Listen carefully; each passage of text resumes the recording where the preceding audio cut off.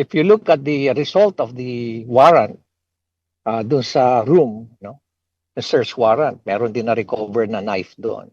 And several types of medicines. Mga ganon. May na-recover ho na knife? Yes, knife. Yes, knife. Saan ho nakita yung kutsilyo? Doon sa loob ng room nila sa Ion Hotel or Ion Hotel. Okay. To your expert assessment, what do you think really happened? Was the DILG right to rule out foul play? Ano po ang what questions need to be answered, do you think?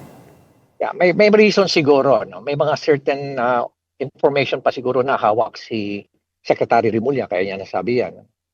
But with all the information that I have, hindi pa ako conclusive. Kasi I need to secure yung cellphone.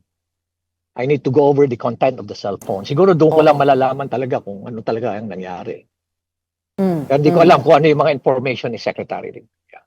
Pero Mayor, pasensya no kung itatanungin ko ito, would you confirm that this was really the Undersecretary, Yusek Catalina Cabral, who died here? Yes, definitely. There's no doubt about it. Isa yan sa mga tinignan ko mabuti. I made sure na matutuloy yung autopsy. There's no doubt about it. They have all the pieces of evidence that would clearly identify that it's Yusek or Miss Cabral. What pieces of evidence? Well, marami silang comparison na ginawa doon sa kaya sasabi talaga nila, there's no doubt about it, it is Yusek Cabral. Pero hindi nyo personally nakita? Hindi na. Okay.